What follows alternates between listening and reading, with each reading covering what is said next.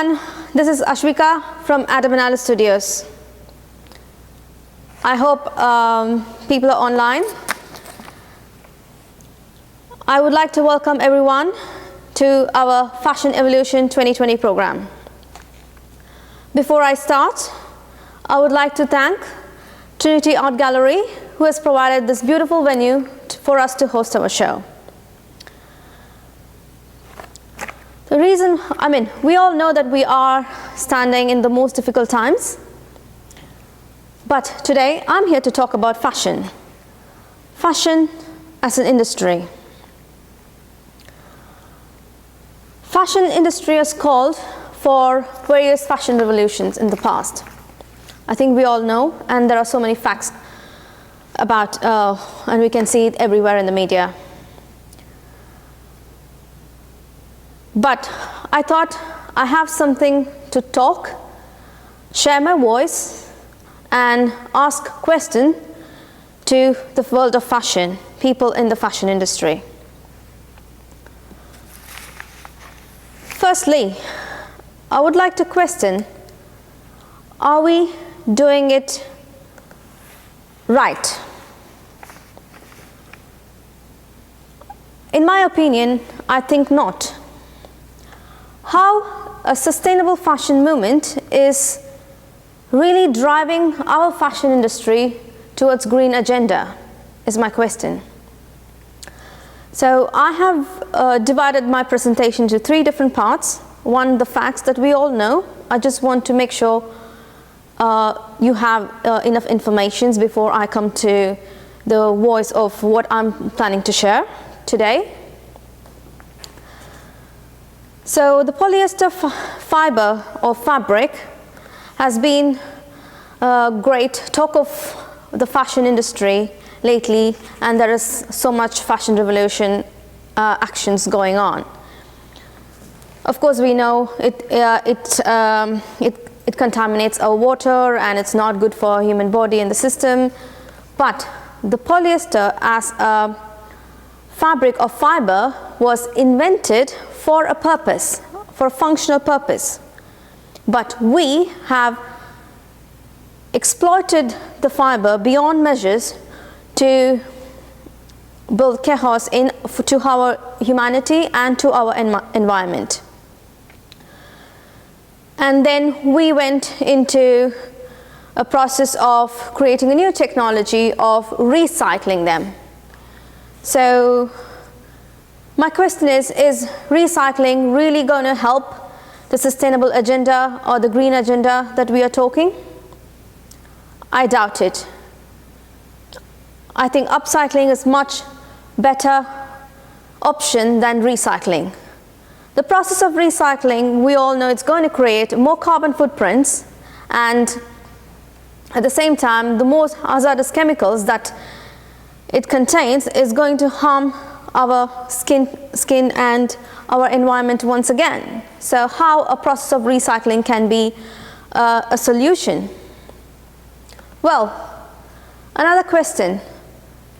Can we, in the fashion industry, accept imperfection to be perfect? Look at me. I'm standing in this wonderful, beautiful art gallery. There's so much beauty and so much finishing and hand touches in every pieces of art, and there's imperfection in them is making the art more beautiful. But are we going to accept that in our fashion industry? Are we going to accept the hand-dyed articles of hand-finished fabrics? Are we going to accept hand-sewn technology or craft in our industry? Everything is down to cost, and imperfection has never been accepted, and it has left so much carbon footprints in our industry. Now, everyone wants to be sustainable and trying to make more products of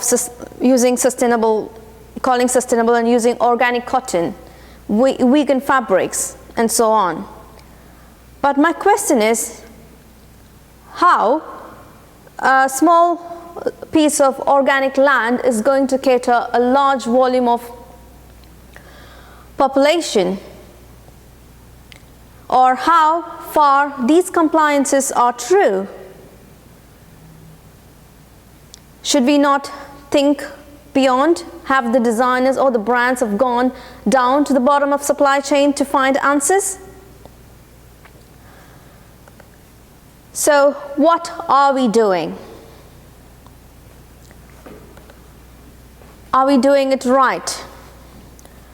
Making more products is going to, or sustainable products is going to drive towards green agenda, or the processes that has a solution to make the sustainability is going to drive the fashion industry towards green agenda, or the way we operate or the system that we are bound to is going to drive the fashion towards green agenda. In my opinion, I strongly believe that the way we operate our businesses and the way we conduct our relationship with people around us and the system of operation is going to make a difference in our fashion industry. We understand many fashion leaders talking about educating people and creating awareness. And there is so much awareness around us today. But how education alone can help drive the fashion industry towards green agenda? I think, in my opinion, we must influence people. Only by influencing we can make a difference. But how do we influence? From inside out, or from outside to inside, or from top to bottom, or bottom to top? Inside out, how we operate our companies and our industry and send the message to the world around us. Outside to inside is through legislation. Top to bottom, we are conveying or telling the customer what they should buy. Bottom to top is conveying a message or influencing the people at the bottom level of the industry. But have we seen that influence happening at the bottom level of the industry? Has there been a voice given to people at the bottom level of the industry, is my question. Let's look at this particular scenario, a money laundering case. I'm sure there are many cases like this in our fashion industry. So my question is, who has to be blamed here? Is it the supplier who's trying to survive? Or the brands who are trying to make more profit? Or the consumers who are encouraging the brands to produce more of those products? Or the system that we are bound to is allowing us to kill each other? So let's think. Well, another question. Do we have unity in spite of all these revolutionary actions that has been taken around us? I doubt not. There has been no unity in our industry whatsoever. Everyone is trying to survive. It's natural. But if we can survive together, will it not make a big difference?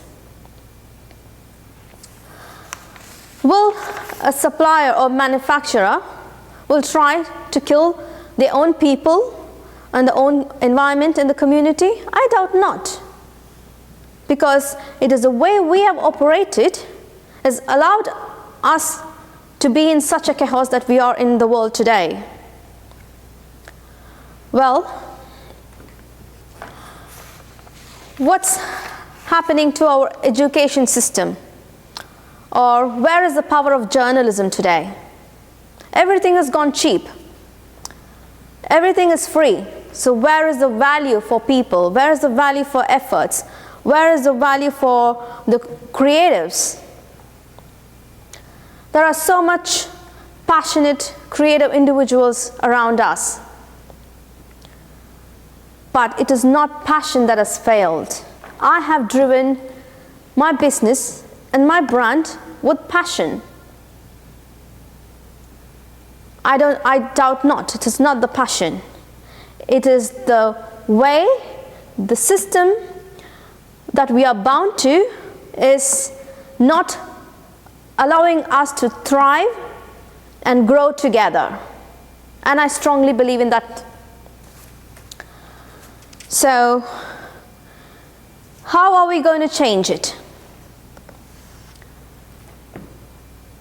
We have to change it together. We have to change by standing together as one voice with unity. We must limit the productions of polyester to limited articles. And I strongly believe if we can influence people at every level and give a voice to people, even in the bottom level of the fashion industry, we understand there are some bad eggs among good eggs, but we must allow people to speak out. And I am coming from the bottom of the fashion industry. When I was a manufacturer, I have to zip my mouth and just do my job. I couldn't make a difference. I was not given an opportunity to prove myself and my talent.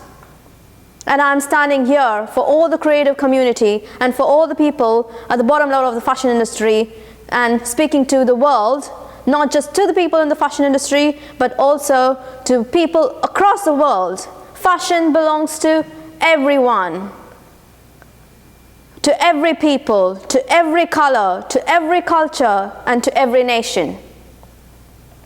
So we wear clothes to protect our shame, but by act of revolution, we have brought shame to ourselves and to our community. So we must change. So we must bring change by building a new system from inside to outside, from outside to inside, from top to bottom, from bottom to top. And that's my voice today. Thank you very much for watching me. And I'm sure everyone is enjoying a wonderful evening in front of me. And if anyone would like to talk to me, feel free to email us to comments@adamandalice.com, and I'm open for a live panel discussion at Google Meets on 11th of November, 4 p.m. So welcome to Fashion Evolution. Thank you very much.